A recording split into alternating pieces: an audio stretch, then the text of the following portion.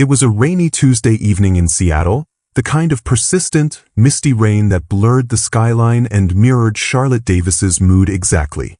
She had just landed back home from a marketing conference in San Francisco, a trip that had won her another high-profile client and, with it, another round of admiration from her boss. She should have been happy. She was, on paper, living the dream, senior marketing executive at 29, a skyline view apartment in Belltown, and engaged to one of Seattle's most promising young entrepreneurs. Nathan Brooks had proposed to her just 6 weeks earlier on the shores of Lake Union. It had been textbook romantic. Fairy lights strung between trees, a cozy picnic with all her favorite foods, and a ring that sparkled like something out of a Tiffany ad.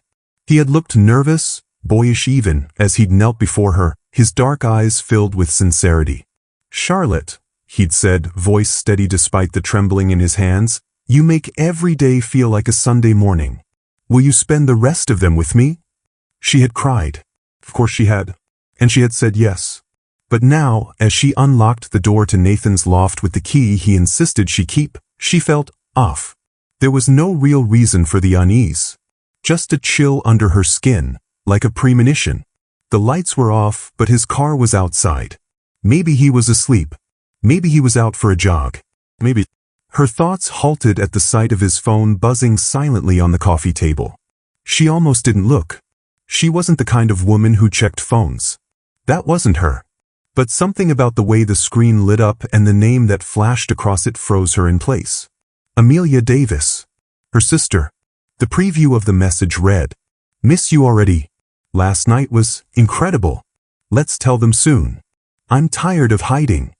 Charlotte's hand trembled as she reached for the phone. It unlocked automatically with Nathan's thumbprint, left lazily on the sensor. Message after message painted a picture so horrifying she could barely breathe. Images. Intimate phrases. Dates that overlapped with her own calendar. She stood there, unmoving, reading until her vision blurred. It wasn't just the betrayal, it was who had betrayed her. Amelia. Her baby sister. The one who used to cry when Charlotte left for sleepovers. The one who used to sit beside her in church and hold her hand during the scary parts of movies. The same girl who had called Charlotte her hero in her 8th grade essay. But somewhere along the way, that admiration had turned sour. Charlotte had always been the shining star. Valedictorian. Captain of the debate team. Ivy League scholarship. The one whose framed photos filled their parents' mantle. Amelia, in contrast, was different. Flashy. Rebellious. The kind of girl who posted too many selfies and chased trends like butterflies. Growing up, Charlotte had tried to protect her sister, even when Amelia rolled her eyes and called her boring. But nothing could have prepared her for this. She was still standing in the living room when Nathan walked in, holding a bag of bagels and 2 coffees. His usual charming smile faded the moment he saw her. "You're home early," he said, voice caught in his throat. Charlotte held up the phone. Her voice, when it came, was eerily calm. Apparently, not early enough. Nathan's face fell. "Charlotte, it's not what you think." "How long?" she asked, her eyes not leaving his. He sat down heavily on the couch across from her. 3 months. It happened. I didn't plan it. We didn't mean to. Didn't mean to hurt me?" she snapped. "You're sleeping with my sister, Nathan. What exactly did you think would happen?" His voice cracked. "I wanted to tell you. I swear. I just didn't know how." "Before or after our wedding?" she asked, twisting the engagement ring off her finger and placing it gently on the coffee table between them. Silence. In that moment, something inside Charlotte broke, not in a messy, dramatic way, but like glass cracking slowly under pressure. She turned and walked out without another word. Later that night, curled up in her apartment, Charlotte found herself flipping through old photos. There she was at 7, winning the school spelling bee. At 13, shaking hands with the mayor after a citywide essay contest. And always in the background, Amelia. Smiling but never at the center. Always just slightly behind Charlotte's light. Had she missed the signs? Had she been so wrapped up in being perfect that she didn't notice the quiet resentments forming in her sister's eyes? Their relationship had been strained for years. Charlotte got the scholarships, the praise, the pride. Amelia got comparison. When Nathan came into the picture, Charlotte had believed he only had eyes for her. He had been drawn to her drive, her clarity, her vision. But maybe, just maybe, he had craved chaos underneath. Maybe Amelia, with her spontaneity and recklessness, had offered the thrill Charlotte never thought he needed. So, that didn't excuse betrayal. Not from him. And not from her. Charlotte closed the album and stared out at the city lights. Everything had felt so certain before. Her career, her love life, her sense of self. Now, she didn't even know who she was without that ring on her finger.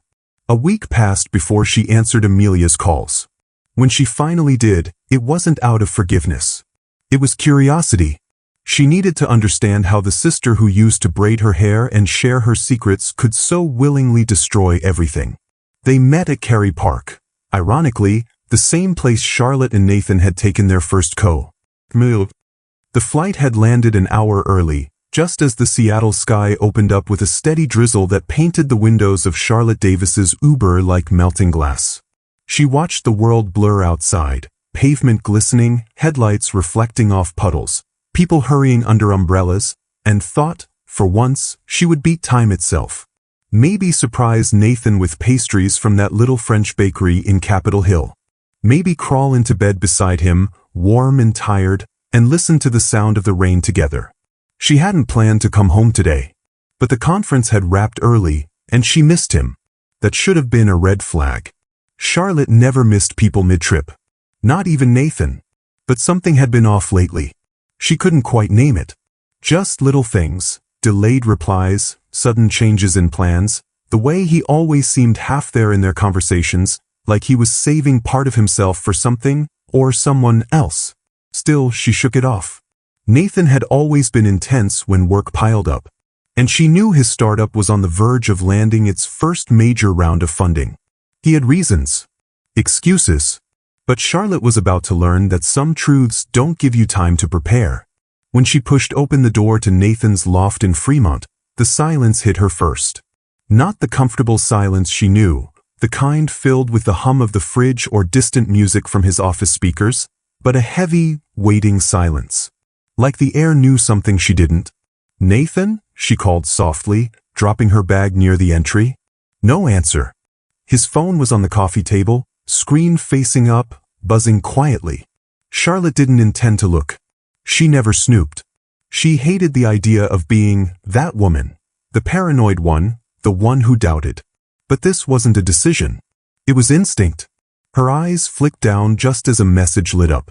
Amelia Davis. "I'm still thinking about last night. When can I see you again?"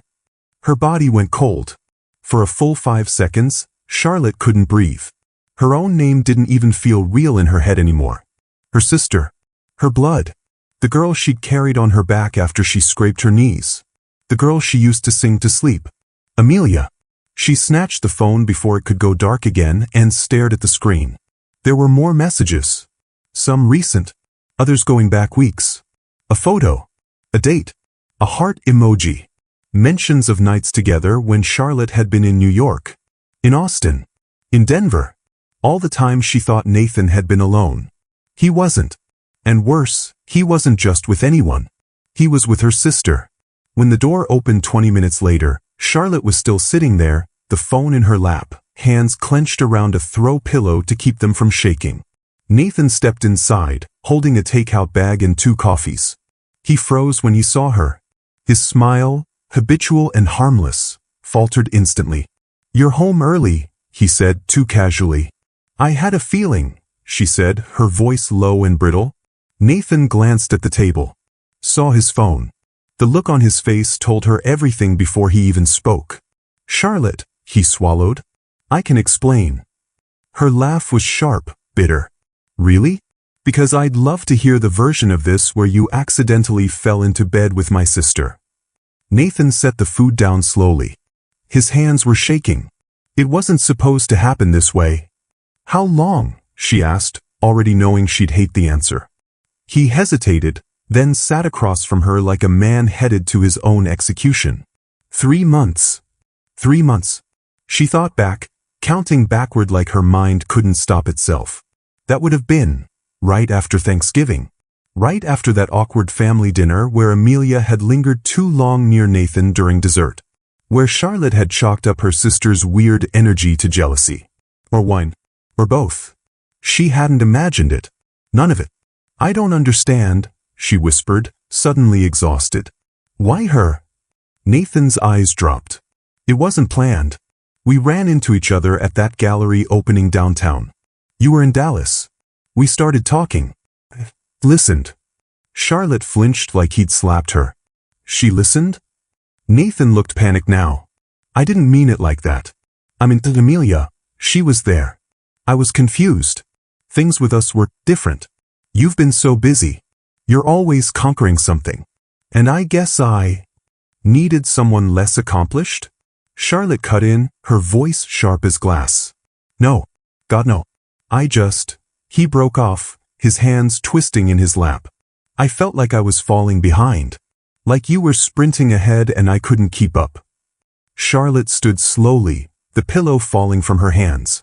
"I would have waited for you," she said. "I would have slowed down."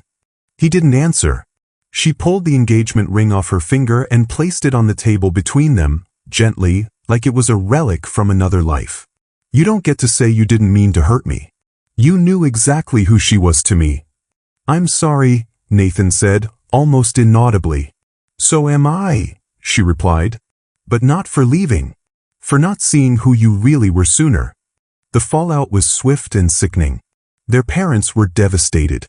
Her mother cried for days, asking how this could have happened, blaming herself, blaming Charlotte, blaming the universe.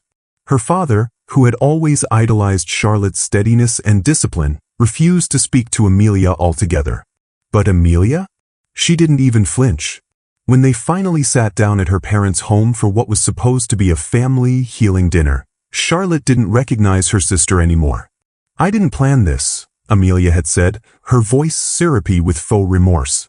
"But when you fall in love, you don't get to choose the timing." Charlotte nearly choked on her wine. "You think this is love?" Amelia had met her eyes, calm and cold. "You'll understand when you're really in it. When it's not just about checking boxes." That line stayed with Charlotte for days. As if everything she'd built, her career, her relationship, her independence, was just a checklist. A cold, soulless climb to the top while Amelia chased spontaneity and called it passion. Charlotte knew that wasn't true. But part of her, the small, damaged part, wondered, had she been too structured? Too calculated? Had she turned into someone who was easy to betray? 3 nights later, Charlotte sat alone in her bathtub, knees drawn to her chest, letting the water go cold. The city lights twinkled outside her window, mocking her. She didn't cry. She didn't scream. She just sat there, tracing her finger over the spot where the ring had been. Wondering how love could evaporate so fast. Wondering who she was now, without Nathan, without the image of a perfect life. For the first time in her adult life, Charlotte Davis had no plan. And maybe, just maybe, that was the start of something new. 6 months had passed. 6 months that felt like both a blur and a lifetime. Charlotte Davis had done everything right since the breakup. She'd moved into a new apartment overlooking the Sound, accepted a promotion that left little time for sleep, and committed herself to therapy, yoga, and a wine subscription box that probably deserved its own zip code. But grief didn't follow calendars. Some mornings still started with heaviness she couldn't explain, until her mind reminded her, "He left you for your sister." That phrase had become a silent mantra, one she carried in her chest like a stone. No one really knew what to say to her, and after a while, they stopped trying. Her mother called, always too careful. Her father, once her loudest supporter, had become quiet and distant. And then it came. The envelope was thick, elegant, with gold foil lettering that glinted in the morning sun filtering through her kitchen window. She froze the moment she saw her name, Miss Charlotte Davis, centered in calligraphy on the front. No return address. No need. She knew exactly who it was from. With trembling fingers, she peeled back the seal and pulled out the invitation. Together with their families, Amelia Davis and Nathan Brooks request the honor of your presence as they unite in marriage. The words blurred before she could finish reading them. Tucked inside was a smaller note. Handwritten. Slanted, elegant cursive she recognized instantly. Charlotte, I hope you can be happy for us. It would mean the world to have you there on our special day. Love always. Amelia. She dropped the envelope like it had burned her fingers. A hollow kind of laughter escaped her lips before she could stop it. She sat on the edge of her kitchen chair, invitation in her lap, her breath shallow and quick. What kind of person marries her sister's fiancé? What kind of sister sends an invitation afterward? She didn't call Amelia. She didn't call Nathan. She called Natalie. Natalie Reynolds, Charlotte's best friend since college, arrived at her apartment 28 minutes later, armed with overpriced matcha lattes and the kind of energy that only righteous female fury can ignite. They sent you an invitation? Natalie said, holding the gold-embossed card like it was radioactive. Are they high? I guess it's supposed to be some sort of peace offering, Charlotte mumbled, wrapping her arms around her knees on the couch. Or proof they've moved on. They moved on the moment they stabbed you in the back. This isn't peace. This is a parade. Charlotte managed a weak laugh. Natalie's eyes narrowed. You're not going, right? I don't know. Charlotte, don't. It's not healthy. Charlotte leaned her head against the cushions. I want to be the woman who doesn't let this get to her.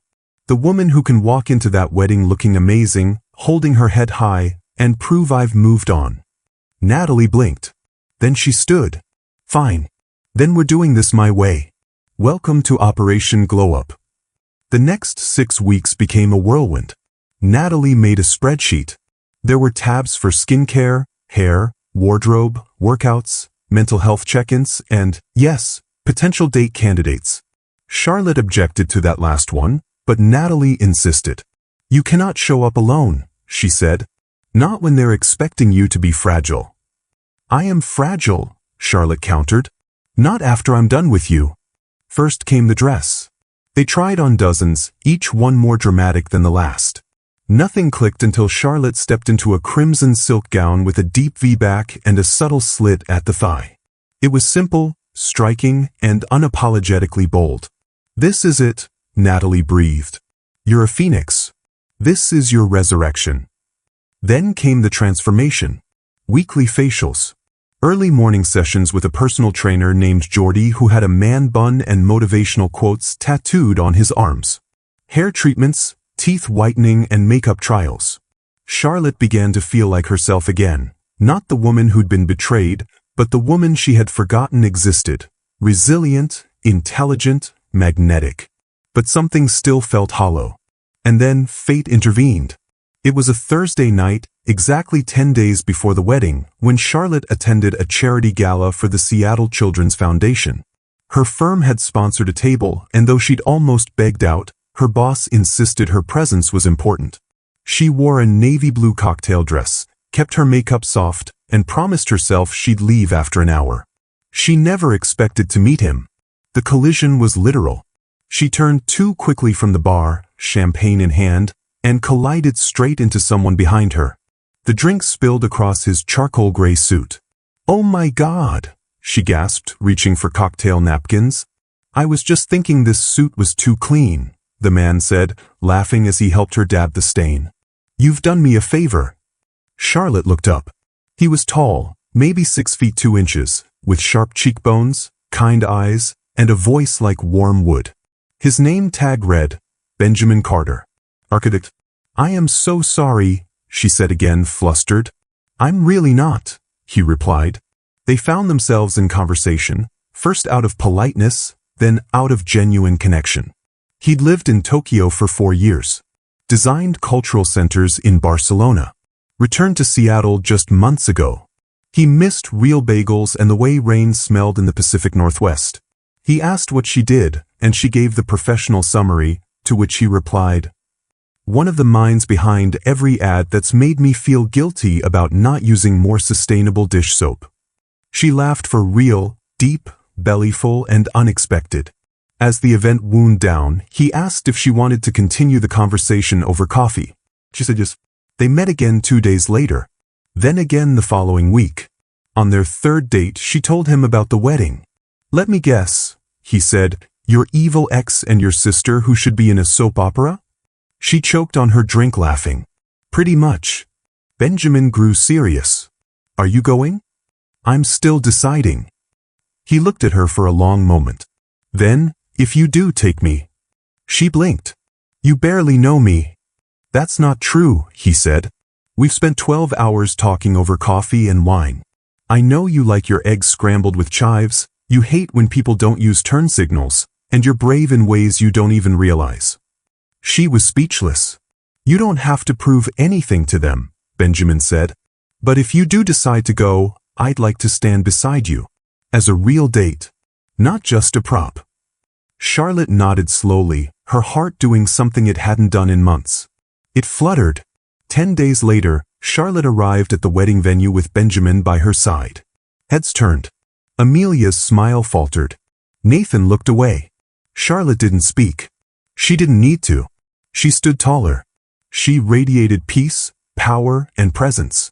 And when Benjamin slipped his fingers into hers during the ceremony, leaning close to whisper, "You look like the woman you were always meant to become," she finally believed it. Not because she was trying to prove anything, but because she had finally remembered who she was. By the time Charlotte stepped out of the elevator and onto the rooftop terrace of the Fairmont Olympic Hotel, the sky above Seattle was melting into shades of amber and charcoal. The city lights blinked on one by one, like quiet applause for dusk. The welcome reception for Nathan and Amelia's wedding weekend had just begun. Charlotte had been mentally preparing for this moment for weeks. Natalie had helped her rehearse lines, poses, facial expressions, even exits. But none of that could prepare her for the disorienting feeling of walking into a room full of people who weren't expecting her to look healed. And God, she did look healed. The crimson silk gown she wore clung to her like a second skin, elegant and strong. Her hair was swept up in a soft knot that exposed the graceful lines of her neck. Benjamin stood beside her in a charcoal gray suit, his red pocket square matching her dress perfectly. They didn't just look coordinated. They looked connected. And that mattered more than she'd realized until this moment. She took a deep breath. "Ready?" Benjamin asked, offering his arm. Charlotte linked hers with his. "Let's do this." The crowd turned as they entered, first with polite interest, then with growing recognition. The whispers started immediately. "Is that Charlotte? She came? Who is that with her?" Her mother, who had been hovering near the appetizer table, rushed over the moment she spotted them. "Oh, honey," she breathed, pulling Charlotte into an awkward, tight hug. "Look stunning." Then her eyes drifted to Benjamin. "And who might this be?" "Benjamin Carter," he said smoothly, offering his hand. "Charlotte's date. It's a pleasure to meet you, Mrs. Davis." "Oh," her mother said, clearly flustered. "Please, call me Linda." Charlotte watched her mother melt under Benjamin's gaze, a tiny spark of amusement warming her chest. He had that effect. People relaxed around him. He made them feel seen. Before Charlotte could fully process the moment, Nathan and Amelia appeared across the terrace. They were standing near the bar, talking to guests, but Nathan's eyes had locked onto Charlotte the moment she walked in. She didn't look away. She didn't smile. She didn't need to. Amelia was the one who recovered first. She excused herself from her circle and crossed the rooftop in slow, calculated strides, her white cocktail dress hugging every inch of her figure. "Charlotte," she said, her voice overly bright. "You came?" Charlotte offered a polite nod. "Hello, Amelia. And you brought someone." Her eyes flicked toward Benjamin. "Benjamin Carter," he said, extending a hand. "Charlotte's boyfriend." The word hung in the air for a moment longer than it needed to. Amelia blinked. "Well, isn't that lovely?" She turned toward Charlotte. "It really does mean so much that you're here. Truly. I know how complicated things have been." Charlotte just smiled. "I'm sure you do." Later that evening, as guests sipped champagne and small plates circled on silver trays, Benjamin was off charming a group of Nathan's former coworkers. Charlotte watched from a distance, sipping her drink, her gaze drifting toward Nathan across the terrace. He was watching Benjamin. Not discreetly. Charlotte caught the flicker of confusion on his face, the tension in his jaw, the way his eyes lingered too long on Benjamin's easy laugh, his confident posture. For a brief moment, Charlotte's old self stirred, the version of her that wanted Nathan to see what he lost, to ache with regret, to choke on his choices. But it passed, because something had shifted in her chest. She wasn't here for him anymore. She was here for herself. She glanced over at Benjamin, who caught her eye and grinned across the room, the kind of grin that made her stomach flutter. There was no performance in it, no manipulation, just sincerity. That was when she realized, this wasn't a revenge story anymore. It was something else entirely. They sat together later, as the crowd thinned and the stars made themselves known in the gaps between skyscrapers.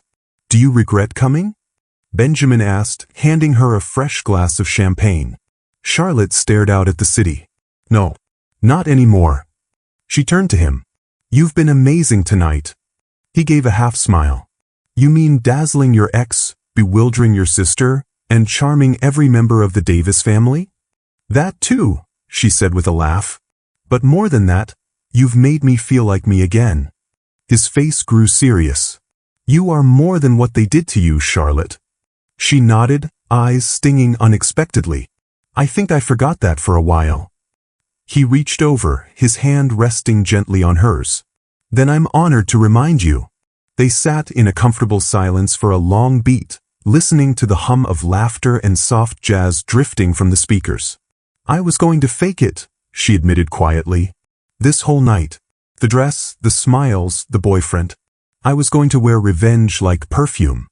Benjamin squeezed her hand gently. "And now, she exhaled. "Now I think I'm just free." The most unexpected moment of the night came when Nathan approached her as Benjamin stepped away to speak with the event planner. It was hesitant, awkward, like a man approaching someone he no longer recognized. "Charlotte," Nathan said softly.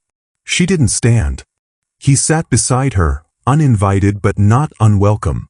"You look great," he said. She raised a brow. "I know. The beat. I'm glad you came," he added. "Are you?" she asked, her voice calm. Nathan nodded slowly. "Yeah, I am." He paused, rubbing the back of his neck the way he always did when he was nervous. "He seems great." "Benjamin." "He is. He's not just a date, is he?" Charlotte tilted her head, studying him. "Why does it matter?" "I guess I just," he exhaled. "You seem happy. Happier than I expected." For the first time, Charlotte saw him clearly, not the man who betrayed her, not the boy she once fell in love with, but a human being lost in the choices he had made. "You wanted to be chosen, Nathan," she said quietly. "But what you really wanted was someone who didn't make you feel small." Nathan looked down, said nothing. Charlotte stood. "I hope you find peace," she said. "But I'm done carrying your weight." When Benjamin returned, Charlotte reached for his hand. "Let's get out of here," she said. Yeah. They stepped into the elevator just as Amelia reappeared on the terrace, laughing too loudly, her champagne glass tilted like a mask. The doors slid closed. And for the first time in 6 months, Charlotte didn't feel broken. She felt whole. The reception hall was something out of a bridal magazine. Chandeliers glittered overhead, soft candlelight bathed every table, and an orchestra played a delicate rendition of "Can't Help Falling in Love" as servers placed slices of sea bass and risotto on delicate china. Charlotte sat beside Benjamin at a table near the dance floor, surrounded by carefully curated guests, family, close friends, people who once knew her as Nathan's fiancée, now whispering about the woman who walked into the wedding like a movie star and hadn't flinched once. The energy in the room had shifted the moment she arrived with Benjamin. He had been nothing short of magnificent, charming her distant aunts, effortlessly trading jokes with Nathan's college friends, even winning over the catering staff by complimenting the pecan tartlets during the cocktail hour. But none of that prepared her for what came next. It happened after the speeches, the best man's safe and nostalgic toast, the maid of honor's slightly tearful tribute, and a brief, awkward thank you from Nathan that avoided all personal history with the woman sitting 2 tables away. Then Amelia stood, glass in hand, champagne nearly spilling over. Her smile was bright. Too bright. Her posture just a little too straight. There was something manic in her eyes, like a woman desperate to control the narrative before it slipped from her hands. "If I could just say something," Amelia began, tapping her glass with a fork. The gentle clinking silenced the room. Charlotte felt Benjamin's hand tighten slightly on her thigh. "I just wanted to take a moment," Amelia said, her voice saccharine, "to acknowledge how grateful I am. Not just for everyone who made today possible, but for the people who shaped our journey." She paused, eyes scanning the room until they landed, pointedly, on Charlotte. "I know some of you might have questions," she continued, "about how we got here. But love, real love, doesn't always follow the straightest path. Sometimes, it begins in the most unexpected places." There were polite murmurs of agreement, but Charlotte could feel the tension rising like steam. Amelia smiled wider. "Nathan and I didn't plan to fall in love. We didn't steal it or manipulate it. It just happened. Because, in the end, he didn't choose me instead, he chose me forever." There was the dig, the dagger cloaked in lace and civility. She turned slightly toward Charlotte, the room still as a held breath. "Charlotte was the first woman he loved," she said, almost sweetly. "But I'm the one he came home to. The one he wanted to build a future with. I hope, someday, we can all celebrate that." Gasps rippled through the crowd. People shifted in their seats. Some stared down at their plates. Others openly looked at Charlotte, waiting for her reaction. Charlotte blinked slowly. She had rehearsed for a dozen possible emotional ambushes.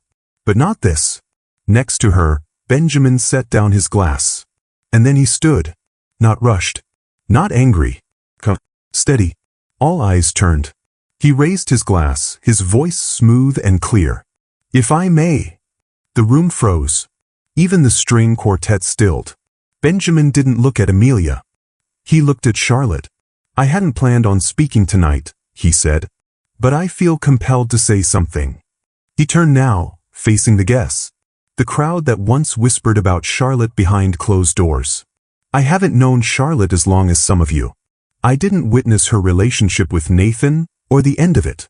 But I have had the privilege of seeing the woman she is now. And if you knew her, really knew her, you wouldn't be surprised by her strength." People were silent. Listening. Really listening. "Amelia said something just now," Benjamin continued, his voice still even, but gaining weight. "She said she's the one Nathan came home to. The one he chose forever. And maybe that's true. But what I know is this. Charlotte isn't someone you choose because she's convenient. Or familiar. Or safe." He looked at her again, softer now. "She's someone you rise to meet. Someone who challenges you to be better, because she never stops becoming better herself." Charlotte's throat tightened. Her heart raced. Benjamin's eyes scanned the room once more. "I've been called a lot of things in my career. Architect, designer, dreamer. But tonight, I guess I'm something else." The pause. "I'm not a consolation prize. I'm the upgrade."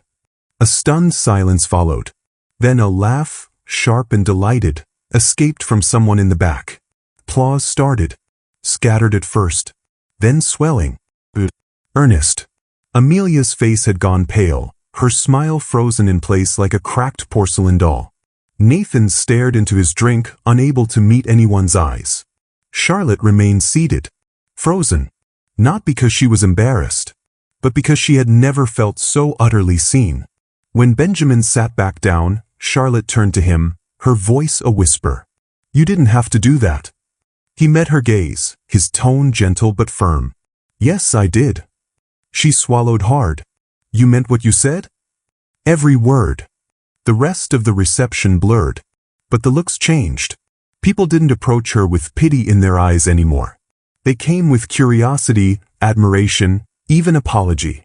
Nathan's mother offered a quiet, heartfelt hug in the hallway near the restrooms. Her old college roommate slipped her a note that read, "You are luminous." Even Amelia's distant cousins, who once whispered behind menus at family dinners, stopped by to compliment her dress and ask for her skincare routine. It wasn't about vanity. It was about owning her narrative again. For the first time, she wasn't the ex. Or the betrayed sister.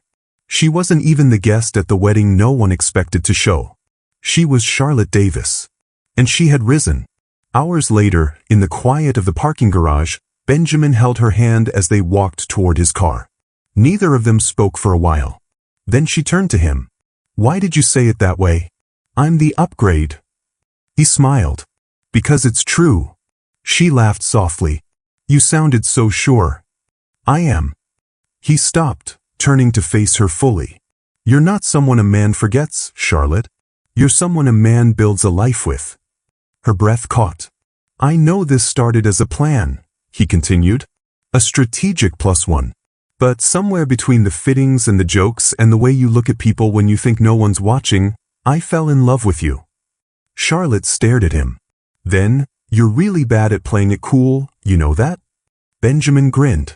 "Only when I'm telling the truth." She leaned in and kissed him. Slow, steady, real. It was the kind of kiss that didn't announce anything. It just confirmed what they both already knew. Charlotte no longer needed to prove anything. Not to Nathan. Not to Amelia. Not to the world. She had already won. And this? This was just the beginning. The wedding reception was winding down, but Charlotte's mind was racing. The band had just started their final set, and guests were gradually migrating to the bar, cake tables, or rideshare apps.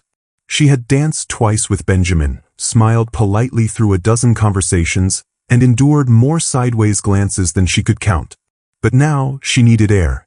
Not the kind that came from the courtyard or the balcony. She needed stillness. A place with no questions, no praise, no noise. Just space to breathe. She slipped quietly through the main hall and down a marble hallway, heels clicking on the polished floor. The women's restroom, tucked near the back of the venue, was mercifully empty. Charlotte entered and locked the door behind her, letting out a breath she hadn't realized she was holding.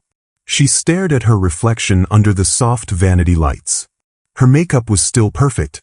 Her dress still hugged every curve. Her hair, though a little loose at the crown, was elegant and sculpted. She looked composed. But inside, she was unraveling. Not because she missed Nathan.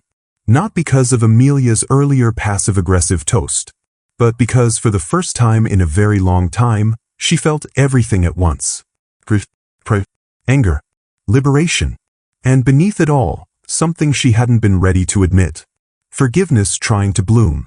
She was still staring at her reflection when the door behind her opened. It was Amelia.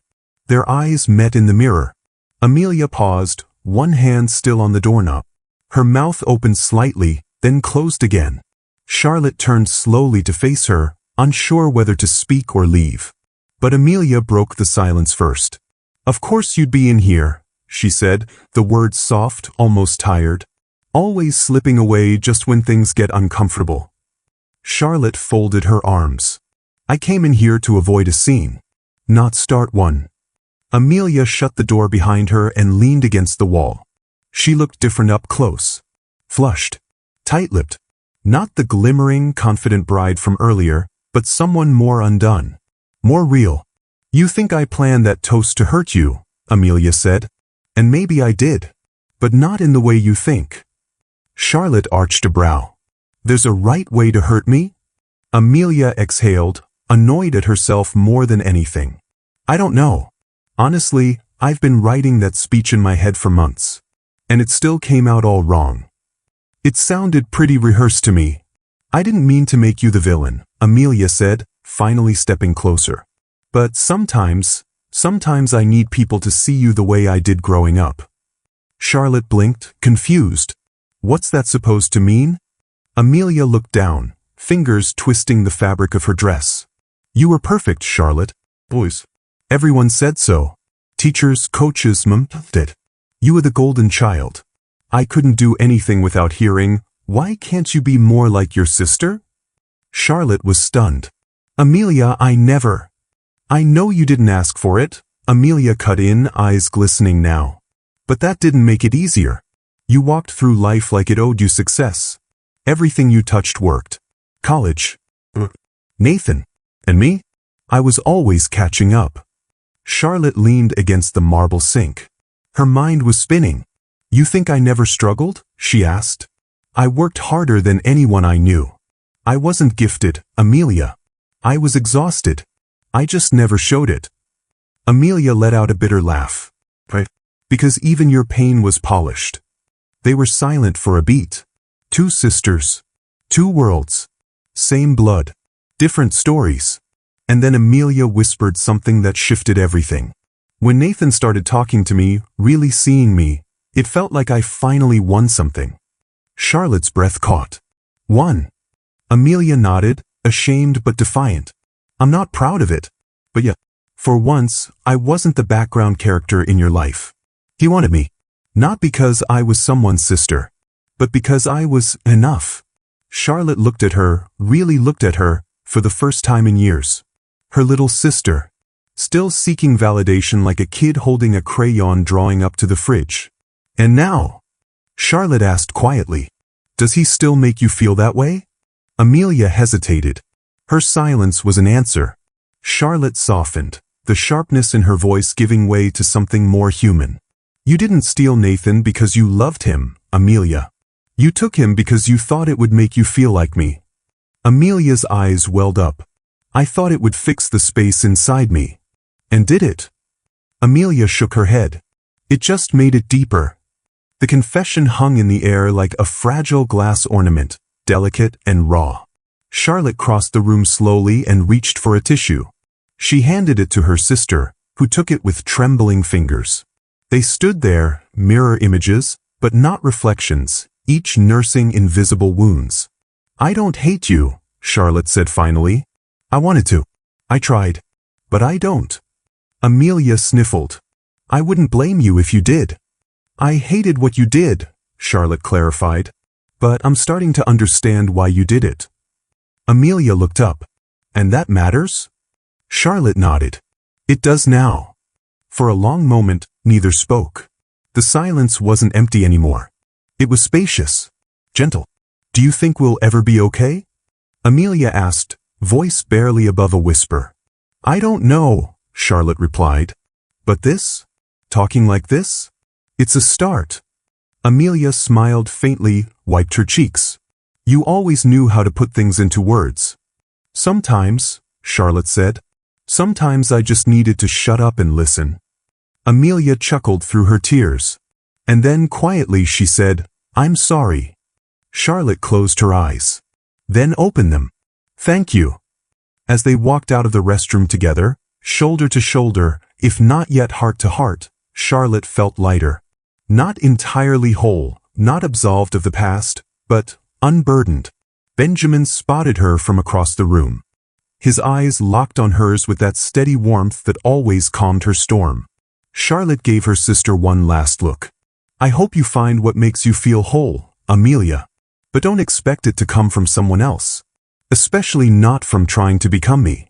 I know, Amelia said, voice small. I'm starting to. And with that, Charlotte walked away. Not with anger, but with grace. She had spent too long defining herself by what had been taken. Now she was ready to define herself by what she would become. The reception had thinned out. The grand ballroom, once filled with clinking glasses and camera flashes, now echoed with the slow hum of a jazz trio playing their final set. Bouquets wilted in tall glass vases, candles flickered low, and servers moved like ghosts clearing away the remnants of celebration. Charlotte stood at the edge of the dance floor, heels in one hand, Benjamin's blazer draped over her shoulders. The crimson gown still shimmered under the chandeliers, but her mind was far from the glitter and glamour. She watched a few couples sway slowly, drunkenly, to the fading music, their laughter soft and tired. It was over. The wedding. The performance. The months of anticipation. All of it. For the first time, she wasn't rehearsing anything in her mind. Not what she would say. Not how she should look. Not how to win the moment. She was simply existing. Free. Benjamin returned with 2 glasses of sparkling water and handed one to her. You did it, he said gently. She smiled, tilting her head toward him. We did. No. This was you. He sipped his drink. You walked into a room designed to break you and you didn't even flinch. I flinched a little, she admitted, laughing softly. In the bathroom. Benjamin chuckled. That's allowed. The trick is making sure no one sees it but the mirror. Charlotte turned toward him, suddenly serious. Thank you. Not just for tonight, for everything. He looked at her then, really looked. The way he always did, with a gaze that never darted around the room looking for a better conversation. The way that said, you are my moment. You don't owe me anything, he said. I didn't come to be your armor. I came because I wanted to stand beside you. She opened her mouth to respond, but that's when she saw him. Nathan. He was standing near the edge of the hallway, half-shadowed, tie loosened, posture tired. He looked older somehow. Like someone who had gotten everything he wanted and found it far less fulfilling than he imagined. Benjamin followed her gaze and nodded. Do you want to go talk to him? I think I have to. Benjamin didn't move. I'll wait for you. Charlotte approached slowly, barefoot, glass still in hand. Nathan looked up when he saw her coming. His face tightened, not in anger, but regret. Deep, unvarnished, hollow-eyed regret. Hey, he said softly. Hey. He glanced down at her feet. You always did ditch your shoes before the end of the night. She smiled faintly. Some things don't change. The pause. A deep one. I'm glad you came, Nathan said finally. Charlotte nodded. I know. I mean it, he insisted. I wasn't sure you would. I thought you might send back the RSVP with a flaming arrow through it. She chuckled despite herself. I thought about it. Nathan looked away, exhaling. You looked incredible tonight. Thank you. She's not you. The words hung in the air between them. Charlotte tilted her head. You mean Amelia? Nathan didn't answer. Instead, he said, I made a mistake. Charlotte's breath caught. Not because she hadn't expected it, but because part of her, the part she hadn't fully acknowledged, needed to hear it. And now that it was here, now that the confession had fallen from his lips, she felt nothing. No heat. No hope. Just clarity. You didn't choose wrong, Nathan, she said gently. You chose what you needed in that moment. I just wasn't it. Nathan looked up, eyes rimmed red. I thought I wanted something simpler. Something with less pressure. But she's not simple. And losing you didn't make anything easier. I know. He shook his head. I don't know what I was thinking. You were thinking you were stuck in my shadow, Charlotte said. That I was the overachiever. The checklist queen. The girl with a 5-year plan and zero margin for chaos. That's not how I saw you, he said quickly. But that's how you felt next to me. He didn't deny it. Charlotte took a step closer, her voice steady. I hope you find happiness, Nathan. I really do. His eyes softened. Do you still believe in us? She hesitated. Then, with all the grace she could gather, she said, I believe in what we had. And I believe it ended exactly when it was supposed to. He looked down. That hurts more than I thought it would. I know, she said again. But it's the truth. She started to turn away, then paused. And Nathan, I hope you learn to love someone for who they are, not for how they make you feel about yourself. He didn't answer. She didn't need him to. Charlotte walked back across the ballroom barefoot, with her chin high and her spine straight. Each step lighter than the one before. Benjamin was waiting by the exit, hands in his pockets, smile small but patient. She walked up and slid her hand into his. You okay? He asked. She nodded. Actually, more than okay. They walked out together into the cool night air. The parking lot was quiet, the stars faint behind Seattle's haze. She leaned into him as they crossed toward the car, his arm wrapping instinctively around her shoulders. As they pulled out of the lot, Charlotte rolled down the window and let the wind tangle through her hair. She looked up at the sky, then over at Benjamin, his profile lit softly by the dashboard glow. I don't know what comes next, she said. Good, he replied. She laughed. Why good? Because now you get to decide. No more boxes. No more perfect plans. Just your own story. She looked at him for a long moment. He was right. The life she had planned with Nathan was neat, tidy, and future-proofed. But it hadn't made room for chaos, growth, or reality. What she was building with Benjamin didn't have labels yet. But it had truth. And that was enough. Later that night, curled up on Benjamin's couch with a blanket around her shoulders and a mug of mint tea in her hands, Charlotte found herself smiling at nothing in particular. "I feel like I just finished a book," she said. "And I'm not sad that it's over. I'm just grateful that I got to read it." Benjamin looked over from the other end of the couch. "Was it a good book?" She nodded. "Even the hard parts." "Especially the hard parts," he said. She sipped her tea, thinking back to that first heartbreak. To the ring she'd left on Nathan's coffee table. To the night she cried until her voice gave out. To Natalie showing up with wine and Chinese takeout. To the first day she met Benjamin at the gala and spilled champagne down his Armani suit. It all felt like a lifetime ago. And yet it all led here. To this room. To this man. To this version of herself. Charlotte Davis was no longer the woman defined by betrayal. She was defined by how she stood back up. It was a Sunday morning in late spring. The city was quiet in that rare, golden hour where nothing demanded urgency. No buzzing phones, no back-to-back meetings, no weddings. Just the soft hum of a world slowly waking up. Charlotte sat on the windowsill of Benjamin's loft, legs tucked beneath her, a mug of coffee warming her hands. Outside, sunlight poured across the rooftops of downtown Seattle like honey. Inside it was still. Benjamin was still asleep, sprawled on the couch, an open novel resting on his chest and his reading glasses crooked on the bridge of his nose. His chest rose and fell in rhythm with the quiet. She smiled. It had been 3 weeks since the wedding. And something in her had shifted. Not in a grand, cinematic way. There had been no thunderclap, no confetti-worthy epiphany. Just the slow, patient unraveling of pain, and in its place, room. Room for stillness. For reflection. For lo. She took a sip of her coffee and reached for her journal. It was a habit she'd reclaimed during therapy, a ritual she used to keep years ago but had lost somewhere between client meetings and self-sacrifice. These days, she didn't write to vent or document every detail. She wrote to understand. Today's entry, dated in the top right corner in neat cursive, read, "Sometimes betrayal isn't the end of the story. Sometimes it's the comma, the breath, before something beautiful begins." She paused. That sentence had been floating in her mind since the wedding. It came to her the night she watched Amelia walk away in her designer gown, her voice shaking after finally admitting what Charlotte always knew. She hadn't taken Nathan because she loved him. She'd taken him because she was tired of feeling like second place. And Nathan? Nathan hadn't chosen Amelia because he loved her either. He had chosen her because he was scared of Charlotte's strength. Of her brilliance.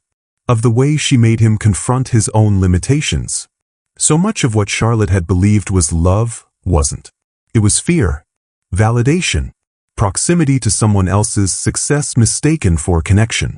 She had spent years molding herself to fit the expectations of others. Always polished. Always composed. Always saying the right thing at family dinners and never daring to admit how lonely perfection could be. But betrayal? It cracked something open. And through that crack, something surprising had bloomed. Not bitterness, but truth. She looked up from her journal and watched Benjamin stir gently, adjusting in his sleep. There was a soft crease between his brows even as he dreamed, a seriousness she loved about him. He never overpromised. Never pretended. He just showed up. Consistently. Honestly. When she first met him, she thought he might be a band-aid. A gorgeous, intelligent, well-dressed band-aid. Someone to slap over the wound, to distract her from the ache. But he hadn't tried to fix her. He listened when she talked. He waited when she went quiet. He held her when she cried after a therapy session, and he never once made her feel like her pain was something to be apologized for. He wasn't a placeholder. He was a partner. And that made all the difference. Charlotte flipped to a new page in her journal and wrote slowly. You don't need to prove your worth to those who walked away. You only need to honor the version of you that stayed behind and kept going. The one who chose to heal instead of harden. The one who turned wounds into wisdom. The one who learned that real love doesn't complete you, it joins you. And stays. She set her pen down, heart full in a way that no apology or closure from Nathan could have ever offered. It had taken her time to stop replaying the betrayal in her mind like a broken record. But therapy helped. Natalie helped. Long walks and yoga and saying no to family events that felt like landmines helped. And Benjamin helped her remember what safety could look like when it wasn't laced with expectations. Later that day, as they sat side by side at their favorite cafe, both typing silently, sharing space like a pair of writers at peace, Benjamin glanced up. "You've been quiet today." "Reflective," she said with a smile. "Not sad." "That's progress," he said. She nodded. "It's weird. I used to think healing would feel like some kind of final exhale. Like I'd suddenly wake up one day and feel nothing. But now I think healing is just the ability to feel everything without drowning in it." Benjamin reached across the table and squeezed her hand. "That sounds a lot like strength to me." Charlotte looked at him, sunlight catching the silver in his watch, the curve of his jaw. He wasn't perfect. He didn't try to be. And that made her feel safe. "I don't think I ever told you," she said softly. "How afraid I was to let you in." "I know," he replied. "But you did. That's what matters." Months later, when Charlotte spoke at a women's leadership retreat, she shared her story, not the version with names and scandal, but the version with truth. She stood before a room of young professionals, her voice steady. "Sometimes the people who hurt us aren't villains," she said. "They're mirrors. They reflect the things we haven't healed, the parts of us we've ignored. And the real lesson isn't in the heartbreak. It's in what we choose to do with it." She looked out at the sea of faces. Some nodded. Some wept. And she continued. "Don't chase closure. Don't chase explanations. Chase peace. Protect your energy. Forgive for yourself. And remember, betrayal doesn't define you. What you build after it does." The applause that followed wasn't thunderous. It was real. And that meant more.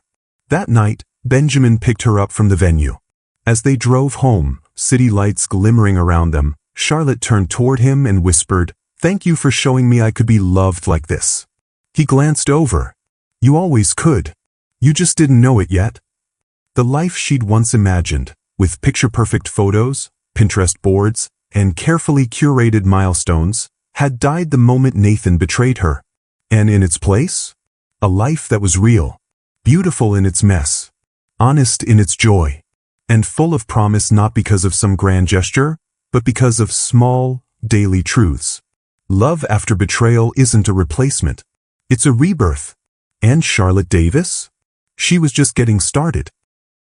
3 years can pass in the blink of an eye, or stretch like a lifetime, depending on what they hold. For Charlotte Davis, the last 3 years had been the most transformative of her life. Now 32, she stood in a sleek open-plan office in downtown Vancouver, surrounded by whiteboards scrawled with branding ideas, mood boards, and empty coffee cups. As creative director at one of the fastest-growing global startups in lifestyle tech, she was no longer designing campaigns to impress clients. She was shaping culture. And she loved it. Her relationship with Benjamin had evolved too. They still lived in Seattle, though work often took them across continents. Benjamin had recently accepted a guest lecturer position at the University of Washington School of Architecture, something he used to joke about but never seriously considered until now. "I think I'm ready to teach," he'd said one morning over coffee. "Not because I know everything, but because I've learned how much I still don't." Charlotte had smiled then, kissed him on the forehead, and whispered, "That's exactly what makes you ready." The email from Amelia came on a quiet Thursday afternoon. Subject line, "Ella's turning 2. Birthday." Charlotte stared at the screen for a long moment before opening it. "Hi Charlotte. I know it's been a long time, and I hope this message finds you well. I wanted to let you know we're having a small birthday party for Ella next Saturday at Mom's house. Just family and a few friends. I'd really love if you came.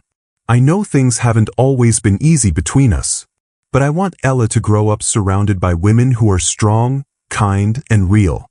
You're all 3. Hope you'll come. Love, Amelia. Charlotte exhaled. The woman who once betrayed her now extended an olive branch not for herself, but for her child. That was new. That was growth. She responded simply, I'd be honored to come. Let me know what Ella's into these days. I'd like to bring her a little something. The Davis family home hadn't changed much. The garden was still filled with marigolds and the faint scent of jasmine. Wind chimes danced in the breeze, and Ella's laughter echoed from the backyard where someone had set up a pastel-colored bounce house. Charlotte arrived wearing jeans, white sneakers, and a light cream sweater. In her hands, a small gift wrapped in yellow paper with a card that read to Ella, from Aunt Charlotte. She hadn't used that title before. It surprised even her. Amelia opened the door, baby monitor in one hand, hair pulled into a messy bun. There were dark circles under her eyes, but a softness around her smile that hadn't been there before. Hi, she said almost nervously. Hi, Charlotte replied, her smile warm but quiet. Happy birthday, Mama. Amelia's eyes welled instantly, but she nodded, stepping aside. Come in. Inside, everything was simple. Paper streamers, cupcakes, a few neighborhood kids running around. Her parents were there, as was Natalie, still her best friend, still a beacon of constant support. And in the center of it all, Ella.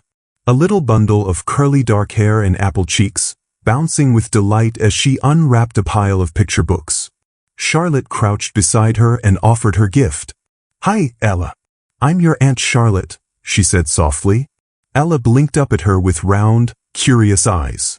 Then, slowly, she toddled forward and placed both chubby hands on Charlotte's face before breaking into a toothy grin. It broke something open inside her. Something tender. Something forgiving.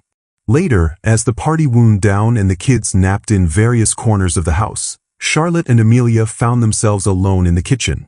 Charlotte poured herself some lemonade and leaned against the counter. Amelia stood at the sink, slowly rinsing tiny dishes. She likes you, Amelia said without turning around. She's perfect, Charlotte said simply. Amelia dried her hands on a tea towel and finally turned to face her. Her eyes were soft now, not defensive. Tired but present. I still think about what happened, she admitted. Not to punish myself, but to remember what not to become again. Charlotte nodded. You don't owe me anything, Amelia. Yes, Amelia said. But I owe her the kind of mother who learns from her mistakes. Charlotte set down her glass and crossed the kitchen. She placed a hand gently on her sister's arm. If you ever need someone to watch her for a few hours, just call me. Amelia's lips parted, caught between gratitude and disbelief. Are you sure? I'm sure, Charlotte said. I'm not here to dig up the past. Just show up better than we did before. And in that moment, the years of resentment and silence didn't vanish, but they folded into something else. Not reconciliation, not erasure, but understanding. And that was enough. On the drive back to Seattle, Benjamin glanced at her between changing lanes. You've been quiet. Charlotte looked out the window, sunlight flickering through pine trees as they passed. Today was strange, she said. But good. He nodded, waiting. I saw her, she continued. Not as the woman who hurt me, but as someone still figuring it out. Benjamin kept his eyes on the road, but she felt his attention fully on her. That's a big shift. She nodded. I used to think forgiveness meant excusing what happened, or pretending it didn't hurt. But it's not that. She paused. It's just no longer needing to carry it with me. He reached over, took her hand, and laced his fingers through hers. You okay? She smiled. I don't need to go back to the past to forgive, she said softly. I just need to keep walking forward, stronger. He kissed the back of her hand. And together, they drove toward the life they'd built. Not to forget the past, but to honor what came after. Charlotte would later describe that year as the quietest revolution of her life. The year she chose peace over punishment, presence over performance, and the future not as a way to outrun the past, but as a place to grow roots that no storm could tear loose. Because in the end, some wounds don't need to be reopened. They need to be remembered, gently, and then left behind. She was no longer the woman who needed to prove her worth. She was the worth. And she had miles yet to walk. But she wasn't walking alone.